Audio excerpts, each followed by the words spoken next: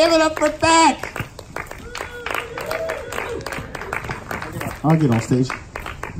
Yeah, so my name is Bak, and it's actually short for Bakery. It's one of those weird names that's reserved for people who achieve greatness, like Kanye, LeBron, Barack, Bakery. Well, until people read it out loud and call me Bakery.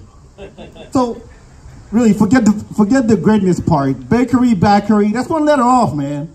It sucks. So I'll be shooting myself in the foot if I went by my full name. So I kind of just did. Now you gonna call me Bakery when I walk out of here. But speaking of shooting myself in the foot, I became a dad last year.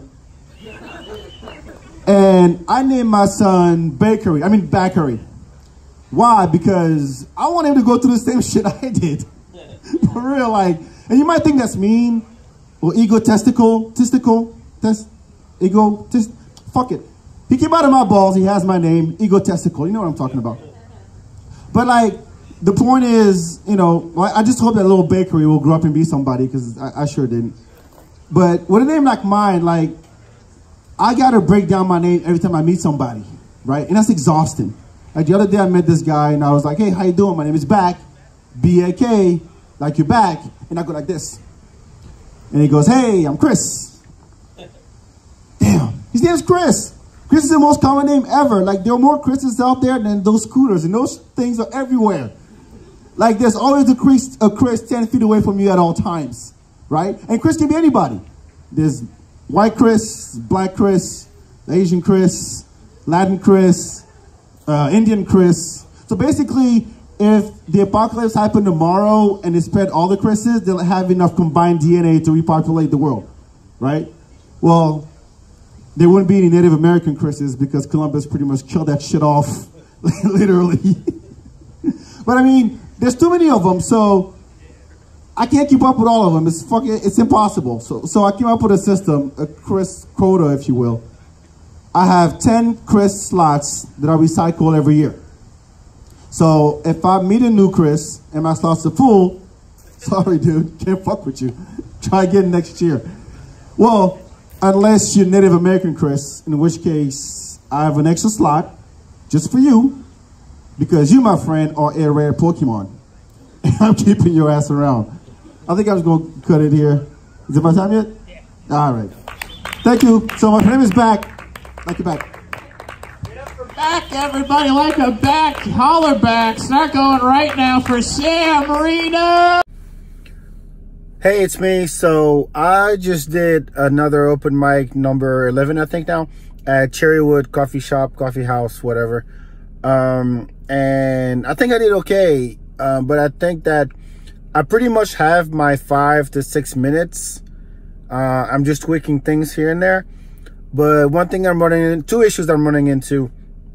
Number one is that my bits are kind of long.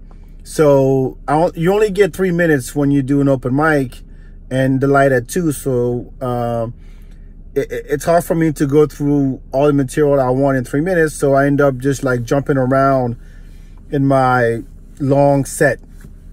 And so it's kind of a mental, how do I put it, you know, workout that I'm doing, because I know when I'm going to do it for the contest, it's going to be one long set. So I think once I'm done with this one, I'm going to make my bits and my jokes shorter so I can put more in it, and I can stop whenever I want. Because if I run out of time in the middle of my Chris joke, it doesn't, I don't like that. So, and another thing that I think issue I'm running into is that I want to go through the material so much that I don't let the crowd react and laugh or not, you know, to what I'm saying. So I'm having to cut a lot of the sentences and a lot of material off just so that I can save time for those pauses. You know, but the thing with that is that you can have a pause. If you have the pause at the wrong spot, then, you know, people don't laugh, and you gotta keep it moving, right? So that's one thing. 2 things I'm running into. So like I said, I pretty much have my 5 to 6 minutes for the contest. And by the way, I'm going up on Sunday, April 14th at Cap City at 8 o'clock. So if you want to come through, feel free. It will be a remix of what you've seen already. I'm still tweaking things. So I have 2 weeks to prepare. So I'll be hitting up a bunch of open mics. But I don't want to change too much because then it's going to fuck with my head. And I'd rather have the whole thing cleaned up and ready to go.